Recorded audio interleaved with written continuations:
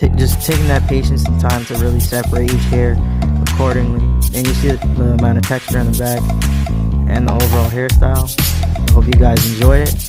Can't wait to see you guys in the next one.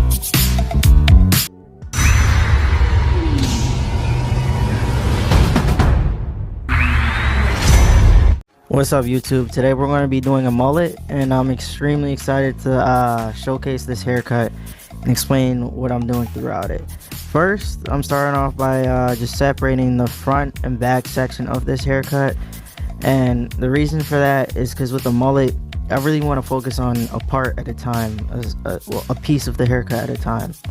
Right now, you see me focusing on the back, starting with my center section through the back, and I'm working vertically all the way down just to create a nice square shape. And I know with this guide I'll be able to create the shape I want and really follow through. And this section right there that I'm cutting is the most important because it really sets up the foundation for the haircut. And as you see, I'm moving down with my next section, just following my guide. Whenever you're cutting with scissors, you always want to make sure that you're really seeing your previous cut and just matching up with it.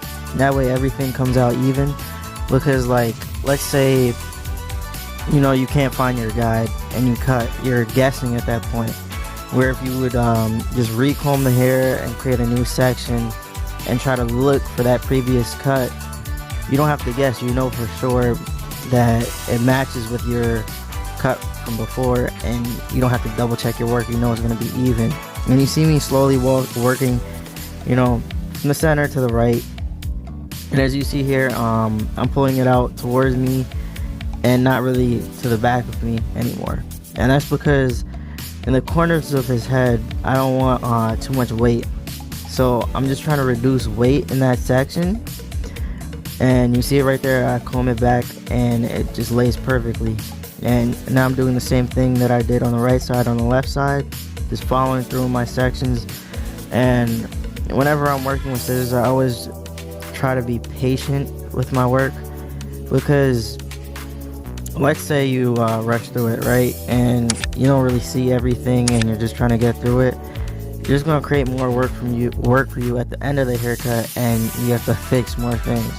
I really believe in just taking your time, doing it properly the first time, so you don't have to go back second or even third time. And right here, this is going to be the last section that I pulled back, and you're going to see that I do the same thing that I did on the right side and left side in the next section, which would be the last section. Just so that when he combs his hair back, or even just lets it naturally fall, there's not too much weight in that area and it lays a lot smoother. And especially also because I'm tapering the sides of his head, I want it to like lay smoothly and seamlessly. And right here you see me taking another section. This part is just separating the parietal ridge, so I'm able to blend into my clipper work. And instead of taking vertical sections, I'm taking diagonal sections. That way the hair could flow smoothly into the blend that I make, and I'm also able to control the shape that I'm creating in that area. I'm still trying to keep it squared, but cut it so it flows into the taper. And whenever I'm working with sections, I always believe, like, you know, whatever sections you create, that's the direction the hair will flow, and you just have to cut accordingly. So right there, I'm still working through it, just finishing up. Now I do the same exact thing on the opposite side, and just really taking my time, taking sections like a comb width apart, and following my guide. You see that guide at the very bottom? If you notice it, I know that guide right there is my clipper work, so I always cut it to that shortest piece at the very tip of my fingers right there. You see that? And just make the shape square from there. And you're going to see it right here in the last one too. Right there. I'm just following it right from my fingers and combing it forward just to double check. Now, this is the last portion of the head I'll be working on, which is the top. And I'm really just keeping it square. I'm following my guide, as you can see that I cut on the side of the head. and just continuing it to give it a nice square shape in the front. Same thing on the other side. You can't see it because my hands are blocking it, but I'm doing the same thing.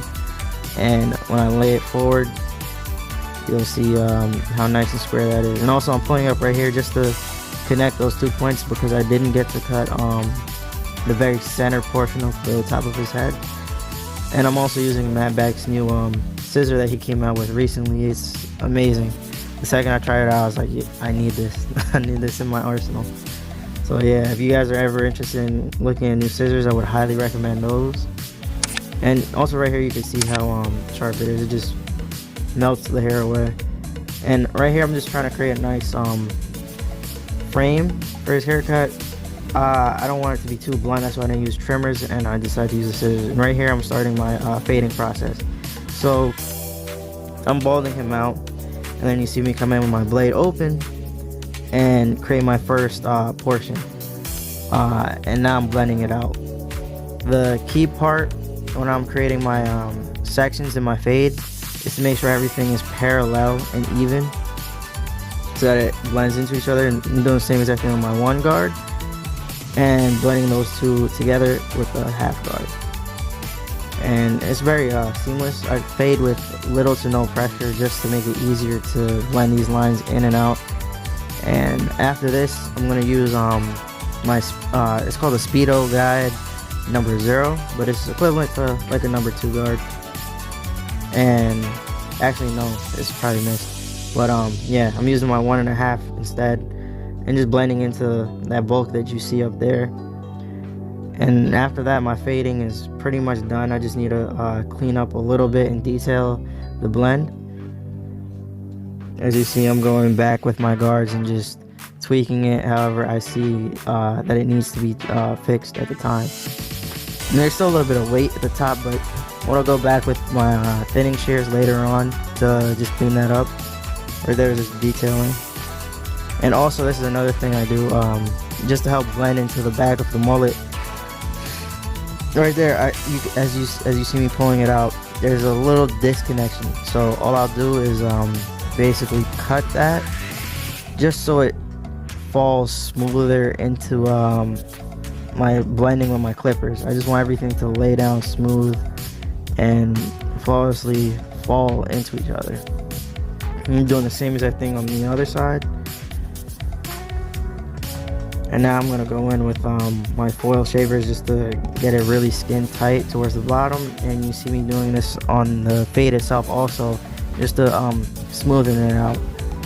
And a very key thing to do with this is do it very lightly so you don't create any blunt lines. And right here I'm just some people call it channel cutting, some people call it slide cutting, but all I'm really doing is adding texture into the haircut by combing through the hair with my scissors. And whenever you're doing this, I recommend to do it with the hair wet so that you don't cause too much irritation to the client, because it does tend to hurt.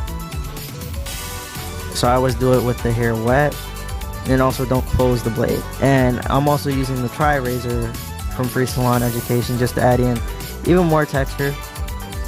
With mullets, I see them as highly textured haircuts most of the time, depending on what your client wants. But typically, it's a very highly textured haircut. That's why I try to add in texture as many ways as I can. And then right here, I'm just diffusing the hair just to add in as much texture as possible within this haircut. And you see it coming together right there. And all that was done with blow drying, really taking your time to blow dry the hair properly. And all this styling right here is just taking that patience and time to really separate each hair accordingly. And you see the amount of texture in the back and the overall hairstyle. I hope you guys enjoy it. Can't wait to see you guys in the next one.